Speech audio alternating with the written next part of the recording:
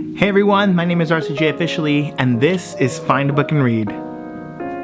So before we continue on with the video, I'd like to invite those of you who are new and those of you who haven't had the chance to do it to please go ahead and hit that subscribe button down below, and also make sure that you hit the bell notification so that you guys know when I upload new videos. And don't forget to make sure that you click all when you click the bell. That way you don't just get a few videos when YouTube says, hey, he uploaded something. That way you get all the notifications.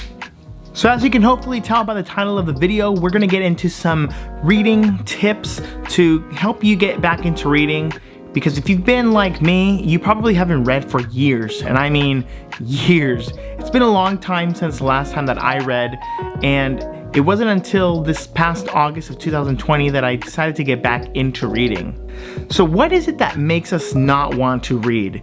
Because it's so much easier to pick up the remote and watch something on TV, or just to, we all have our phones, so we just watch something on our phones, or we stream something. We are always watching some kind of media content. I mean, you guys are watching this right now, which is pretty ironic, but we're so used to just finding other means of entertainment, and reading is something that for the most part seems boring. We fall asleep when we read. It's not something that we want to do because it takes a long time to finish the book. It takes a long time to finish the story that you're trying to get into. And you don't have to wait that long when you're watching a show, when you're watching something on YouTube. It can be a few minutes and you've finished it, or a couple of episodes and you're done. When we can spend a longer time watching something like that because it's only maybe a few hours. But with reading, it's gonna take probably days for some of us. A lot of us are probably not quick readers, so it's not going to be something that we wanna get into. So how do we deal with getting into reading after being drowned with so much entertainment? Well, I've got a couple of tips. They're not necessarily in any order, but I hope that at least, if not all, some of these are helpful to you and you're able to get into reading a little bit better, especially if reading is something that you really want to try to get more in this new year in 2021. So here are the tips.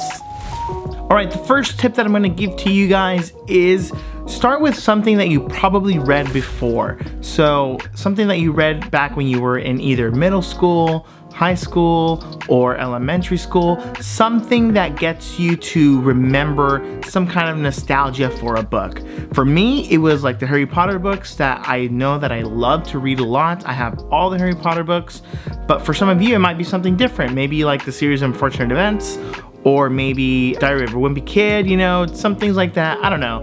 There's different kinds of books that might make you nostalgic, but again, something that you probably read in school, because we all read something in school that at least got us interested in it, and then after that, it was just reading textbooks and essays and so much more of that kind of stuff that kind of deters us away from reading. So picking up a book that you read in school is a great way to start, gives you that nostalgia, and it's something that you're familiar with, so you probably won't put it down that quickly.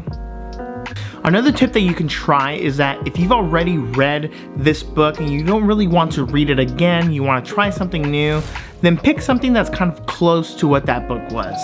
So again, I mentioned that I like the Harry Potter books, so I'm probably gonna pick something that's got some kind of magic, that's maybe got like a school, that's got some kind of a plot twist somewhere, because that's what the Harry Potter series was. It had a lot of those elements, so picking up something like that for me, if I wanted to read again, would be something that would help me, and maybe it's something that can help you. So try to find a book that's going to be similar to the plot or the story or the type of things happening in the book that you've read before.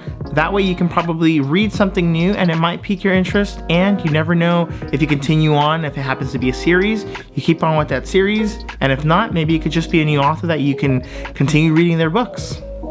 Okay, tip number 3, find a book that was made into a movie. Film adaptations are, for the most part, original, but you really do find a lot of movies that came from the ideas of a book. So again, Harry Potter, definitely a series that was created because of some books. Ready Player One, a book that I'm currently reading, but that I only picked up because I saw the movie, and now I have the second book and I am excited to get into that one. So you never know what a movie will bring to you, and you might find more details in the book, and you might find that perhaps maybe you even like the book better than you liked the movie. So picking up a book that was adapted into a movie is another great way to get back into reading. Tip number 4, find a book about a person that you admire. If it's somebody in music, if it's somebody in science, if it's somebody in some kind of an art, see if there's a book about them. And you might find that there's a lot about that person that you're going to discover because you picked up that book. And you might also discover that you like reading autobiographies or memoirs, things like that. Those kinds of books are nonfiction, and for the most part, a lot of people probably don't pick those kinds of books up. But again, if you admire a person, then you might be very interested in wanting to learn more about who they are, and it might pique your interest in wanting to read more. Okay, tip number 5.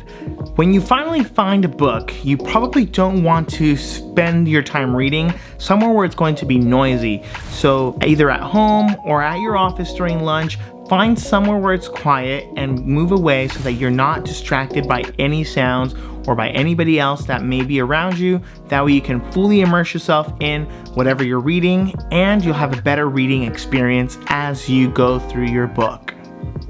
All right, tip number 6. It's going to be the opposite of the last tip that I just gave you, but if you find that it's too quiet and you don't like reading in too quiet of an environment, then maybe try picking up some headphones, or if you have a speaker, turn the speaker on and listen to some nice, quiet instrumental music. I don't recommend you trying to find instrumental music that's going to have too much energy in it. Otherwise, it's going to probably distract from your reading. Unless you're reading a super energetic moment in the book, then maybe you can try to fit that music to what's happening in the book. But again, you don't want that to be the focus. So just try to find some music that will help you not stay too distracted from the quiet, or to keep you away from some of the white noise or some of the distractions that may be going on outside while you're reading. So some great places, of course, you can look up some playlists on Spotify, Apple Music, or even on YouTube. You can find some great playlists and just let those play as you're reading, and before you know it, you're probably 10 chapters in. It's like listening to a soundtrack as you're reading, so it's pretty cool, right? Okay, tip number 7. This is gonna be a big one if you fall asleep while you read.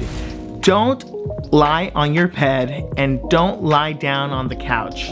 These are big factors when it comes to reading, because the moment you get too comfortable, if you know yourself already, then don't go into any of those spaces.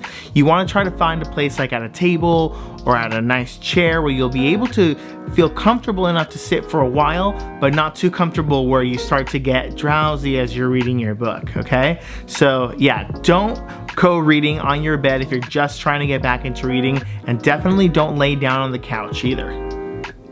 Okay, tip number 8. Tip number 8 might be a little bit difficult for some of you, but try to not have your phone with you, or at least not close if you're using it for music. You don't want to find yourself distracted by notifications. If you hear the ding, if you hear a vibration, or if you feel the vibration with you, make sure that your phone is as far away from you as possible. But again, if you're using it for music, just keep it at a distance where you don't feel the urge to reach out for it. And you probably also don't want to have a tablet or any device like that. Turn it face down so that you don't see the screen light up either. And you might find that you're reading for a longer time because you're not checking those notifications as often. Doom scrolling, it's real. Okay, tip number 9 is going to be read a book with a friend or a group of friends. Try to see how many of your friends might be wanting to read again.